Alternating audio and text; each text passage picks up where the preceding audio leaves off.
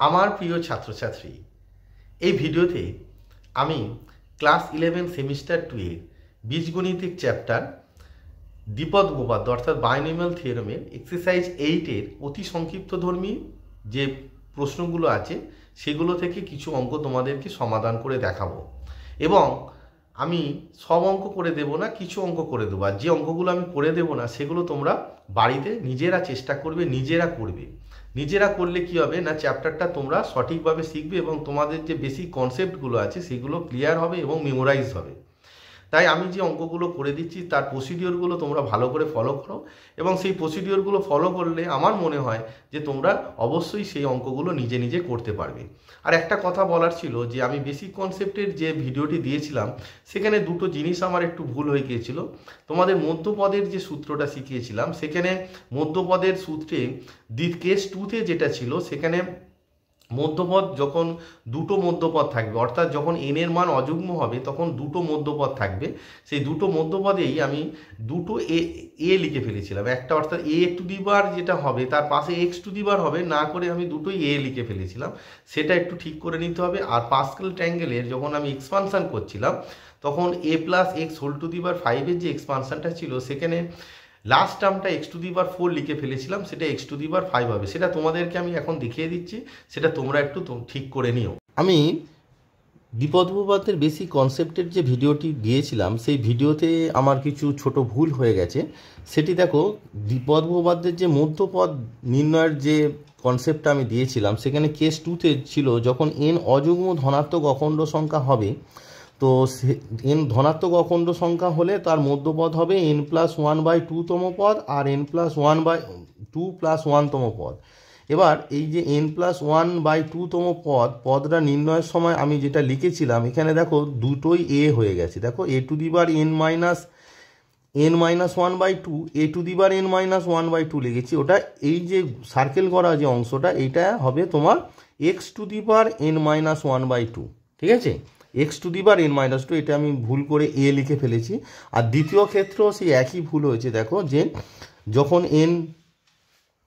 অযুগ্ম ধনাত্মক অখণ্ড সংখ্যা হবে তখন মধ্যপদটা হবে, আর এক দ্বিতীয় যে মধ্যপদ হবে সেটা এন প্লাস 1/2 প্লাস 1 তম পদ। আর সেই একই ভুল এখানেও হয়েছে যে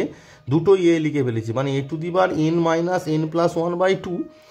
পাশে এ টু দি বার এন প্লাস 1/2 হবে না, হবে এক্স টু দি বার এন প্লাস 1/2। তাই তোমরা এই জিনিসটাকে ঠিক করে নিও। হ্যাঁ, আর একটা ভুল হয়েছে, সেটি আরেকটি ভুল হচ্ছে পাস্কালের যে ট্রায়াঙ্গেল ল করেছিলাম সেখানে দেখো এ প্লাস এক্স টু দি বার 5 তার যে এক্সপানশন আমি করিয়েছিলাম সেখানে দেখো লাস্ট টার্মটা ভুল করে আমি এক্স টু দি বার 4 লিখে ফেলেছি, ওটা হবে তোমার এক্স টু দি বার 5। এই দুটো মিস্টেক আমি করে ফেলেছিলাম, তো তোমরা একটু ঠিক করে নিও। বেসিক কনসেপ্টে যে ভুলগুলো ছিল তোমাদেরকে আমি দেখালাম, এইগুলো তোমাদের নোটবুকে ঠিক করে নিও। আর চলো এখন এক্সারসাইজ 8-এর অতি সংক্ষিপ্তধর্মী প্রশ্ন অর্থাৎ মার্কস 2-এর যে প্রশ্নগুলো আছে তোমাদেরকে সমাধান করে দেখায়। এক্সারসাইজ 8-এর 6-এর বলছি A by B minus B by A whole to the বার 10-এর বিস্তৃতির চতুর্থ পদ নির্ণয় করো। দেখো আমরা লিখে নিয়েছি প্রদত্ত বিস্তৃতির চতুর্থ পদ ইকুয়ালস টু কত, T4। এবারে দেখো T4টাকে আমরা কি লিখবো না T3 প্লাস 1 আকারে লিখবো। এবার তোমার মনে প্রশ্ন জাগবে, স্যার T4টাকে T3 প্লাস 1 কেন লিখলেন? দেখো আমরা কি জানি না, এটা কি আছে A by B minus B by A, তার মানে এটা A minus X whole to the বার এনের বিস্তৃতি। এবার তোমার মাথায় এই সূত্রটা রাখতে হবে, এখন আমি লিখে দেখাচ্ছি কিন্তু সেটা তোমাকে মনে রাখতে হবে যে A minus X whole to the বার এনের বিস্তৃতির সাধারণ পদ কি হয়, সাধারণ পদ টি আর প্লাস 1 হয়, এটা তোমাকে মনে রাখতে হবে। সমান কি হয় না মাইনাস 1 টু দি বার R N C R A to the বার N minus R into X to the বার আর, এটা হচ্ছে তোমার সাধারণ পদ। তাহলে দেখো সেই কারণে আমি T4টাকে কি করলাম না T3 প্লাস 1 আকারে ভেঙে নিলাম। তাহলে এই সূত্রটা যেটা আছে দেখো তোমাদের যে T R plus 1 equals to minus 1 to the বার R N C R A to the বার N minus R x to the বার আর। তাহলে এই সূত্রের সঙ্গে তুমি যদি বসিয়ে দাও, এখানে আর মানে কত 3 আছে, তার মানে মাইনাস 1 টু দি বার আর মানে minus 1 to the bar 3। N মানে এখানে কত আছে, এন মানে এখানে আছে 10, তার মানে 10 সি আর মানে হচ্ছে 3 ইন্টু এ টু দি বার এ মানে কত আছে দেখো, এ মানে হচ্ছে এ বাই বি, তার মানে A by B whole to the বার কি আছে দেখো সূত্রে তোমার এন মাইনাস আর আছে, তাই তো সূত্রে কি আছে না এন মাইনাস আর আছে। তাহলে এন মাইনাস আর এই জায়গায় এখানে কত বসবে 10 minus 3 into B by A B by A whole to the বার কি আর আছে, এখানে আর মানে কত 3, তার মানে 3 বসে গেল। এবারে দেখো -1 পাওয়ার কি 3 আছে, মানে অযুগ্ম সংখ্যা, তার মানে এটা মাইনাস হবে 10c3। 10c3 মানে কত factorial 10 by factorial 10 by factorial 10 minus 3 মানে factorial 7 into factorial 3 into A by B whole to the বার 10 মাইনাস 3। 10 মাইনাস 3 মানে কত 7, তার মানে এটা হবে a টু দি বার 7 বাই বি টু দি বার 7 ইন্টু বি টু দি বার cube by A to the বার কিউব, কারণ B by A whole cube আছে, তাহলে বি টু দি বার কিউব এ টু দি বার কিউব। এবারে তোমরা দেখো এই যে ফ্যাক্টোরিয়াল 10টাকে আমরা কি করব, নিচে ম্যাক্সিমাম কত আছে ফ্যাক্টোরিয়াল 7 পর্যন্ত ভেঙে নেব, তাহলে 10টাকে কি লিখবো 10 into 9 into 8 into factorial 7 divided by factorial 7 into factorial 3টাকে ভাঙবো 3 ইন্টু 2, তাহলে দেখো 7 7 কেটে গেল। এবারে দেখো এ টু দি বার 7 তার নিচে কত আছে এ কিউব আছে, তার মানে এ টু দি বার কত হয়ে যাবে 7 থেকে 3 মাইনাস হয়ে গিয়ে এ টু দি বার 4 হয়ে যাবে। আর নিচে দেখো বি টু দি বার 7 বি কিউব আছে, তার মানে 7 থেকে 3টা মাইনাস হয়ে গিয়ে নিচে যেহেতু b7 বড় আছে তাই নিচে বি টু দি বার 4 হবে। তাহলে দেখো এখানে যদি আমরা কাটি 3 3 যা 9, 3 9 3 যা 9, তাহলে 9 কেটে গেল, আর 4 2 4 যা 8, তার মানে তোমার কত দাঁড়ালো না 4 দুগুণে 8 যদি কারো তাহলে 3 4 12 আর 10 কত 120, তার মানে আনসারটা তোমার দাঁড়ালো মাইনাস 120 এ টু দি বার 4 ইন্টু দেখো বি 4 আছে তো নিচে আছে, এটা উপরে উঠলে কত হয়ে যাবে বি টু দি বার -4। 6-এর 5 নম্বর যে প্রশ্নটি দিয়েছে বলেছে 4x by 5 minus 5 by 2x whole to the বার 8 এর বিস্তৃতিতে শেষ দিক থেকে তৃতীয় পদ নির্ণয় করো। তাহলে অঙ্কটা পড়লে তুমি বুঝতে পারছো যে শেষ দিক থেকে তৃতীয় পদ, দেখো এই যে বিস্তৃতিটি দিয়েছে এর মোট পদ সংখ্যা কত, এর পদ সংখ্যা হচ্ছে তোমার 8 + 1 = কত 9, তাহলে মোট পদ সংখ্যা কত হলো 9, তার মানে শেষ পদ কত, শেষ পদ হচ্ছে t9, তার আগের পদ কত হবে t8, তার আগের পদ কত হবে t7, তাহলে শেষ দিক থেকে তৃতীয় পদ মানে কত হলো প্রথম দিক থেকে সপ্তম পদ। বোঝা গেল ব্যাপারটা, যে শেষ পদ কত t9, যেহেতু 9টি পদ তার আগের টার্ম কি t8, তার আগের টার্ম কি t7, তাই তো, তাহলে এটা কত t7, তার মানে এইটি কত হয়ে গেল, তার শেষ দিক থেকে এইটি তো হয়েছে প্রথম পদ, t9টা প্রথম পদ, t8টা দ্বিতীয় পদ, আর t7টা তৃতীয় পদ, তার মানে শেষ দিক থেকে তৃতীয় পদ = প্রথম দিক থেকে সপ্তম পদ। তাহলে দেখো আমরা যেটা বোঝালাম সেটা লিখে নিলাম যে প্রদত্ত বিস্তৃতি শেষ দিক থেকে তৃতীয় পদ = প্রথম দিক থেকে সপ্তম পদ, প্রথম দিক থেকে সপ্তম পদ মানে কত t7, এবার t7টাকে আমরা r+1 আকারে লিখবো, তার মানে কত হবে বলো t6+1, সূত্রটা আমি বারবার বুঝিয়েছি যে সবসময় r+1 আকারে লিখতে হবে। এবার t6+1 এর আগের অঙ্কই বোঝালাম, তাহলে এটা কি r+1 আছে, তার মানে সূত্রটা কি হবে NCR, এখানে যেহেতু দেখো মাইনাস আছে সেই জন্য প্রথমে কি হবে -1 টু দি বার r, এর আগে অঙ্কে আমি সূত্রটা বুঝিয়েছি, এখানে r মানে 6, তাহলে -1 টু দি বার 6, আর তোমার কত আসবে n মানে 8, তার মানে তোমার হবে 8c6 এ টু দি বার মানে হচ্ছে 4x by 5 whole to the বার কত হবে 8 - 6 ইন্টু বি টু দি বার মানে হচ্ছে 5/2x, তার মানে তোমার দাঁড়ালো কত না 5/2x। দেখো বি মানে হচ্ছে এখানে এই যে এখানে দ্বিতীয় পদ যেটা আছে এখানে যে x যেটা a মাইনাস এটা a এটা x, তো তাহলে x মানে কত 5/2x, 5/2x whole to the বার r মানে কত হবে 6। এবার লক্ষ্য করে দেখো -1 এর সূচক কত যুগ্ম আছে মানে প্লাস হয়ে যাবে 8c6 মানে কত না ফ্যাক্টোরিয়াল 8 বাই ফ্যাক্টোরিয়াল 8 - 6 মানে 2 into factorial 6, 4x whole to the বার 8 - 6 মানে কত 2, তার মানে 4 স্কোয়ার এটা কত হয়ে যাবে 4 square into x square divided by 5 square, মানে সবার বর্গ হয়ে যাবে। এটা কত আছে 6 আছে, তার মানে কত 5 টু দি বার 6 বাই 2 টু দি বার 6 ইন্টু x টু দি বার 6, তাহলে = এবার দেখো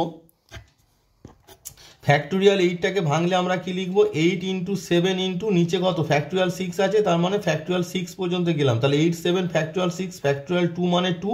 ইন্টু ফ্যাক্টোরিয়াল 6 ইন্টু 4 স্কোয়ার মানে কত 16। এবার দেখো এখানে x স্কোয়ার আছে আর এখানে x টু দি বার 6 আছে, তার মানে কত হয়ে যাবে x টু দি বার -4 হয়ে যাবে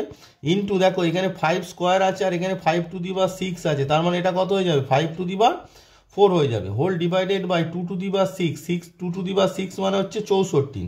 এবার দেখো 16 দিয়ে কাটলে 4 16 64। এখানে দেখো 6 6 কেটে যাচ্ছে, এটা 4 দুগুণে 8 কেটে যাচ্ছে। এবার এই 4 আর এই 4 কেটে গেল, তাহলে উপরে কত পড়ে আছে? উপরে তোমার পড়ে আছে দেখো 5 to the power 4, 5 to the power 4 মানে হচ্ছে তোমার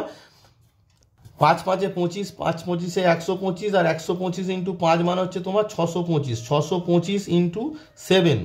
into X to the power -4। তার মানে তোমার আনসারটা কত হবে? 625কে 7 দিয়ে মাল্টিপ্লাই করলে যেটা হবে, অর্থাৎ 5 7কে 35, 5 হাতে 3, 7 দুগুণে 14, 3 17, 7 হাতে 1, 6 7কে 42, 1 43, অর্থাৎ 4375 এক্স টু দি পাওয়ার -4। পরবর্তী 7-এর 1-টি বলেছে দেখাও যে 1 plus X whole to the power m plus n এর বিস্তৃতিতে X to the power m ও x to the power n এর সহগ পরস্পর সমান। তার মানে তোমাকে কি বের করতে হবে না, X to the power m আর x to the power n এর সহগ বের করতে হবে। এই সহগ সংক্রান্ত যে কোনো প্রশ্ন থাকলে আমি একটা ট্রিক্স তোমাদের শেখাচ্ছি, সেটি ইউজ করলে তোমরা যে কোনো অঙ্ক সহজে করতে পারবে। সেটি হলো, প্রথমে হচ্ছে যে বিস্তৃতিটি আছে সেই বিস্তৃতির সাধারণ পদ তোমরা লিখে নেবে। তাহলে আমরা লিখে নিলাম যে প্রদত্ত বিস্তৃতির সাধারণ পদ T R plus 1 equals to কী আছে, দেখো বিস্তৃতিটি কী আছে 1 plus X whole to the power m plus n। তার মানে টি আর প্লাস 1 সমান কি, সূত্রটা কি এনসিআর। এখানে এনসিআর মানে n মানে কত, m প্লাস n, তার মানে তোমার হবে m plus n C R A to the power, এখানে যেহেতু 1 তাই সেই জন্য এ টার্মটা আসবে, মানে 1 টু দি পাওয়ার যাই হোক না ভ্যালু 1 হয়, শুধু এক্স আসবে, তার মানে এক্স টু দি পাওয়ার আর হবে। এটি হচ্ছে তোমার সাধারণ পদ। তার মানে দেখো সাধারণ পদটা আমি যখন পেয়ে গেলাম, তাহলে আমি সহজেই বলে দিতে পারবো, দেখো x to the power m, R এর জায়গায় যদি m বসাই তাহলে X to the power m এর সহগ কত, m plus n C M. আর x to the power n, X to the power n এর সহগ কত, আর এর জায়গায় যদি আমি n বসাই তাহলে X to the power n এর সহগ এখানে n বসবে, তার মানে m plus n C N. তাহলে আমরা লিখে নেবো কি না, X to the power m এর সহগ m plus n C N, এবং কী করে হচ্ছে দেখো এখানে আর এর জায়গায় n বসাচ্ছি, আর x to the power m এর সহগ m plus n C m, কারণ এখানে আর এর জায়গায় m বসাচ্ছি। তাহলে আমি সেগুলো পরপর লিখে নিই। আমরা লিখে নিলাম x to the power m এর সহগ, প্রথমে কি ছিল x to the power m এর সহগ, তার মানে x to the power m আসবে, আর এর জায়গায় m বসালে সেটি কি হলো না m plus n C m, এবং x to the power n এর সহগ, x to the power n এর সহগ ইকুয়ালস টু কী দাঁড়াচ্ছে দেখো, এবার আর এর জায়গায় n বসাবো, তার মানে কত দাঁড়াবে m plus n C n. Okay, দেখো x to the power n আর বসলো না, তাহলে কি হচ্ছে এবার দেখো m plus n C n, আমরা কি সূত্র একটা জানি না, n C r equals to, তোমরা জানো যে n C r equals to n C n minus r. এই সূত্রটা আমরা কি জানি, আমি যে কনসেপ্টের ভিডিও দিয়েছি সেই ভিডিওতে আমি বলেছিলাম যে এই সূত্রগুলো কাজে লাগবে, বিন্যাস সমবায়ের যে সূত্রগুলো আছে সেগুলো এখানে কাজে লাগবে। সেই সূত্রটা কি n C r equals to n C n minus r. তাহলে দেখো এম প্লাস এন সি এনটাকে, এম প্লাস এনটাকে যদি এন ধরি তাহলে m plus n C n minus r, তাহলে এম প্লাস এনটাকে তো এন, তার মানে এন মাইনাস আর মানে কি দাঁড়াবে এম প্লাস এন মাইনাস আর, আর এর জায়গায় কত না এন, তাহলে ইকুয়ালস টু আমার কি দাঁড়াচ্ছে, ইকুয়ালস টু আমার দাঁড়াচ্ছে যে এম প্লাস এন, এবার এম প্লাস এন থেকে এন বাদ দিলে কত হয়, m plus n C m দাঁড়ালো। তাহলে দেখো x to the power m এর সহগ কী এসেছিলো m plus n C M, আর এখানেও কী এলো m plus n C m, তার মানে দুটো কী হয়ে গেল, ভ্যালুটা মানে সহগ দুটো সমান হয়ে গেল। তাহলে আমরা লিখতে পারি দেয়ারপর যে প্রদত্ত বিস্তৃতির x to the power m ও x to the power n এর সহগ পরস্পর সমান।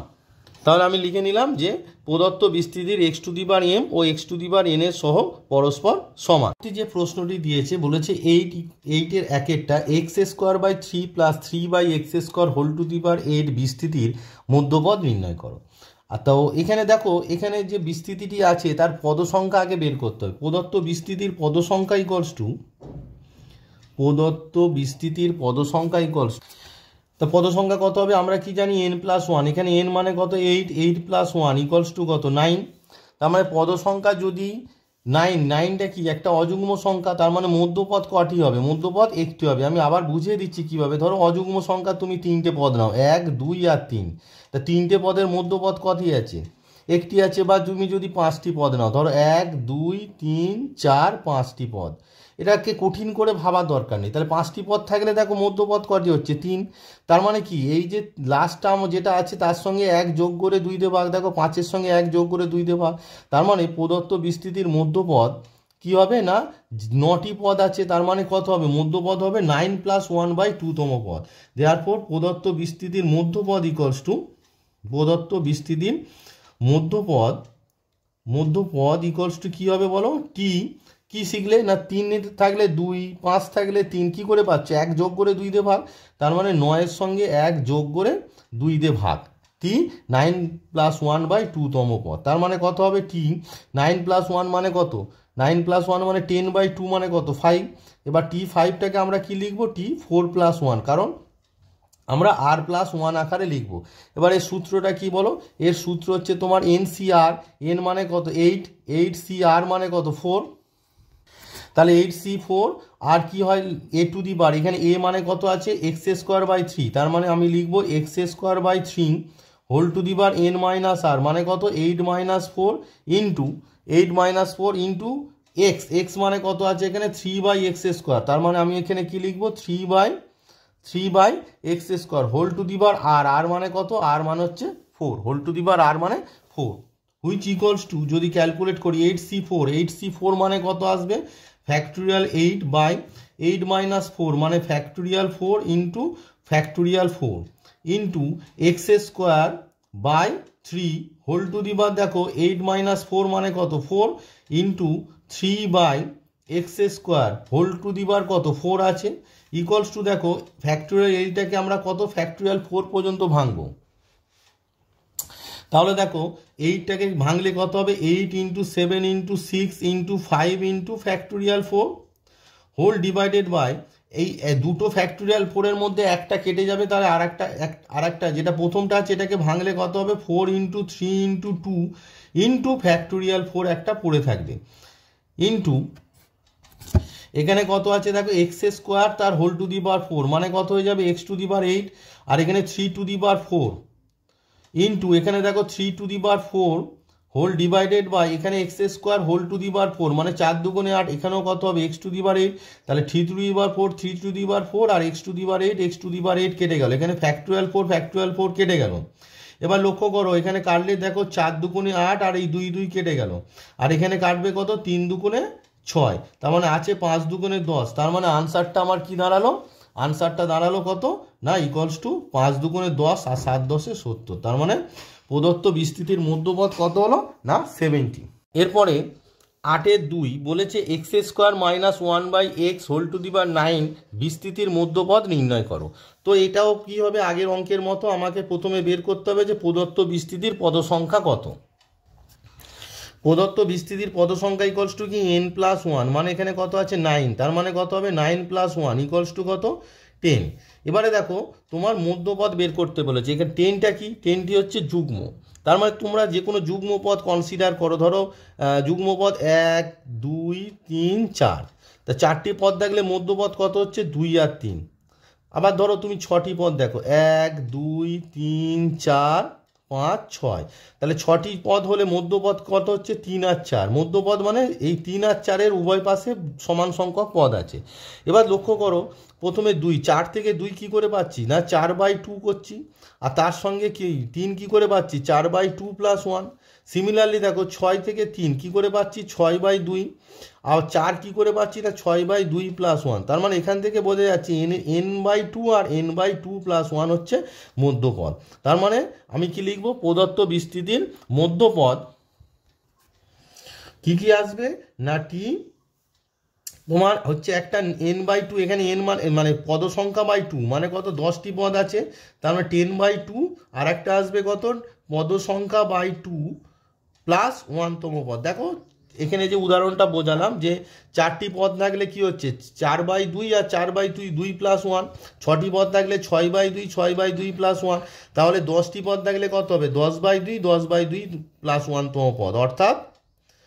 কততম পদ হচ্ছে, অর্থাৎ টি কত হবে বলো টি 10/2, টি 10/2 মানে কত t5 আর টি 10/2 + 1 মানে হচ্ছে তার পরের টার্মটা t6, তার মানে তোমাকে t5 আর t6 বের করতে হবে। দেয়ারপর প্রথম মধ্যপদ ইকুয়ালস টু দেয়ারপর আর কিছু না লিখে তোমরা এক কাজ করতে পারো, তোমরা এখানে করতে পারো যে অর্থাৎ T5 T6 অর্থাৎ T5 মানে আমাদের কত পদটা লিখে নিলে হবে, T5 মানে কত মাইনাস T5 মানে সেটাকে দেখো T5টাকে আমরা কি লিখতে পারি না 4+1 আর কমা T6টাকে কি লিখতে পারি T5+1 মানে আমাকে R+1 আকারে লিখে নিতে হবে। অর্থাৎ T4+1 মানে কত দেখো আমাদের সূত্র কি -1 টু দি পাওয়ার আর, আর মানে এখানে 4, তাহলে 4 ইন্টু NCR, n মানে কত, n মানে হচ্ছে তোমার আছে দেখো n মানে হচ্ছে 9, তার মানে এখানে 9 আছে, তার মানে কত হবে 9CR, আর মানে হচ্ছে 4 into a to the power, a মানে কত আছে দেখো x², a মানে আছে তোমার x², তার মানে x² to the power 9 - 4 into x মানে কত আছে 1/x আছে, তার মানে 1/x whole to the power r মানে হচ্ছে 4, এবং দ্বিতীয় যে মধ্যপদটি হবে সেটি কত হবে বলো মাইনাস, দ্বিতীয় মধ্যপদ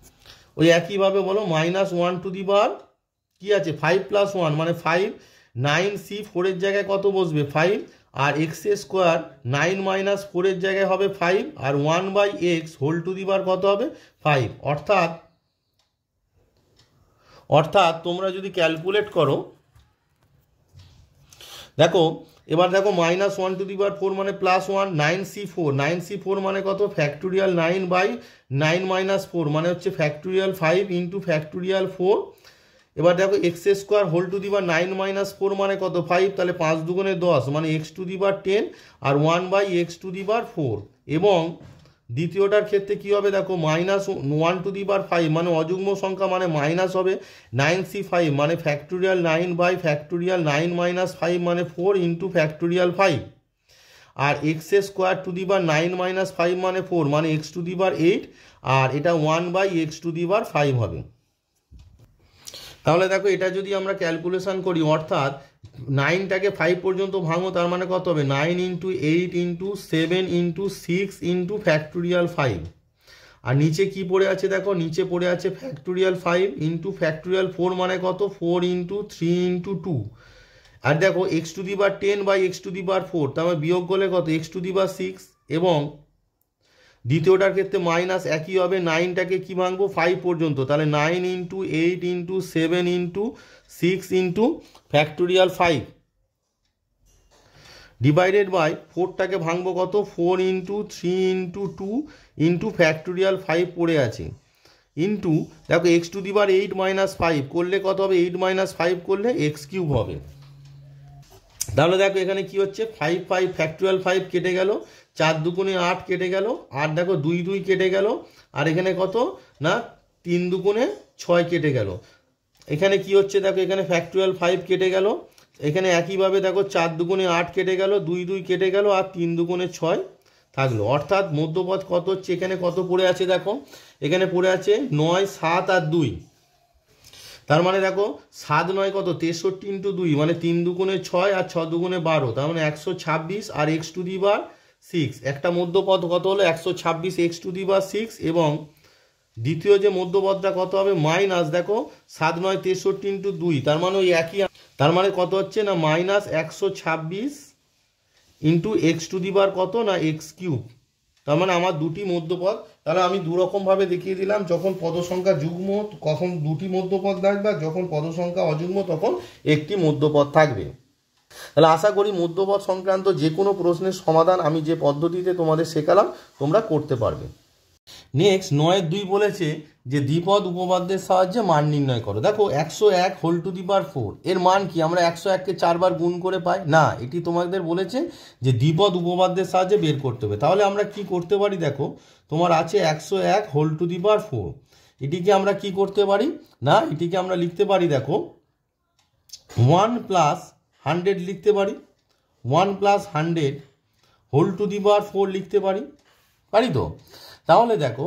1 + 100 হোল টু দি পাওয়ার 4 এটিকে যদি আমরা বিস্তৃতি করি তাহলে 1 + x whole to the power n, n মানে এখানে হচ্ছে 4, তার মানে আমার কি সূত্রটা কি আছে বলো, সূত্রটা প্রথমে আছে কি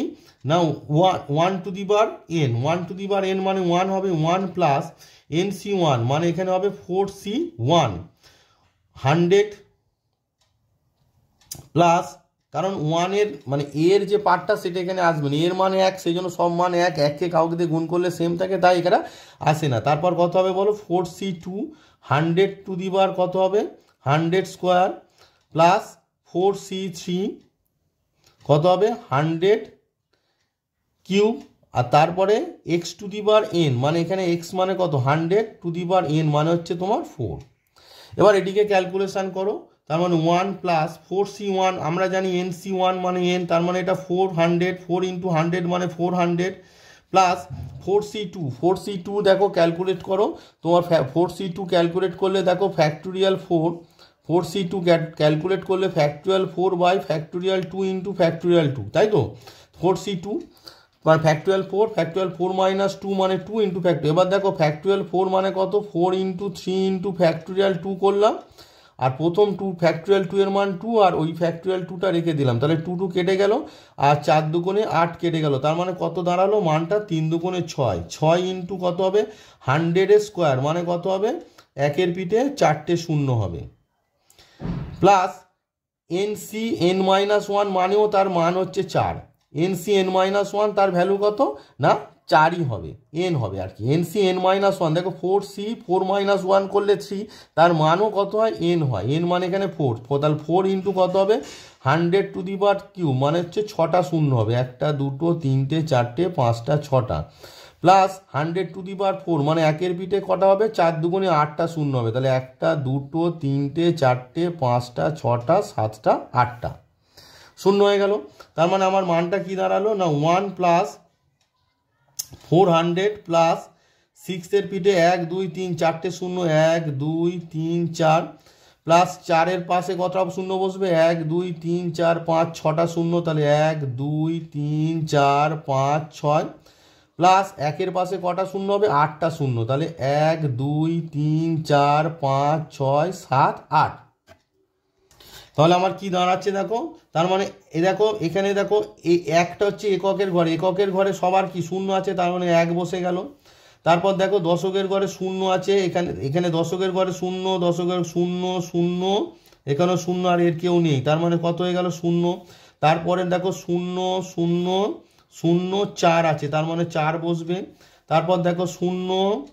0 0 আর এর নেই, তার মানে 0 বসে গেল। তারপর দেখো 0 0 6 আছে, 6 বসে গেল। তারপর দেখো কটা নাম হলো 1 2 3 4 5 6, 1 2 3 4 5টা হলো, 1 2 3 4 5টা। এবার দেখো এখানে কত শূন্য, এর পঞ্চম পদ কি আছে দেখো, তাহলে মানে এর 6 নম্বর অঙ্ক কি আছে দেখো 1 2 3 4 1 2 3 4 5 6, মানে শূন্য আছে এর 6 নম্বর, 1 2 3 4 5 6 শূন্য আছে, আর এর 6 নম্বর 1 2 3 4 5 6 কিছু নেই, তার মানে শূন্য বসে গেল। এবারে 7 নম্বর 1 2 3 4 5 6 7 নম্বরে শূন্য আছে, এর কত আছে 4, তার মানে 4 বসে গেল। এর 8 নম্বরে কত আছে শূন্য আছে, এর 8 নম্বর পদ নেই, শূন্য বসে গেল, আর 1 বসে গেল, তার মানে উত্তরটা কত হলো 10406041। তাহলে আমি এক্সারসাইজ 8-এর তোমার যে অতি সংক্ষিপ্ত ধর্মী যে প্রশ্নগুলো আছে তার 9 নম্বর দাগের পর্যন্ত প্রশ্নগুলো করে দিলাম। আমি হয়তো সব অঙ্ক করে দিলাম না, যে অঙ্কগুলো করে দিলাম না আমি যে পদ্ধতি শেখালাম সেই পদ্ধতি অবলম্বন করে তোমরা বাড়িতে চেষ্টা করবে, আশা করি তোমরা সব অঙ্ক পারবে। তাহলে বাড়িতে তোমরা চেষ্টা করবে, কারণ সব অঙ্ক করে দিলে কি হবে না তুমি চ্যাপ্টারটা শিখতে পারবে না। আর আমি বারবার বলি যে কনসেপ্ট তোমাদের যে ভিডিও দিয়েছি সেই কনসেপ্টের ভিডিও দেখে কনসেপ্টটা আগে ভালো করে ক্লিয়ার করবে, এবং কনসেপ্টটা ক্লিয়ার হয়ে গেলে তোমরা অঙ্কগুলো করবে। আর আমি যে পদ্ধতি তোমাদের শেখালাম সেই পদ্ধতি অবলম্বন করে যে অঙ্কগুলো আমি করে দিলাম না সেই অঙ্কগুলো করবে। এর পরবর্তী ভিডিওতে আমি সংক্ষিপ্ত অর্থাৎ মার্কস 4-এর যে অঙ্কগুলো আছে সেগুলো করে দেখাবো। এক্সারসাইজ 8-এর বেশ কিছু অঙ্ক আমি তোমাদেরকে করে দেখালাম, সেই অঙ্কগুলোকে তোমরা বাড়িতে ভালো করে প্র্যাকটিস করো। আর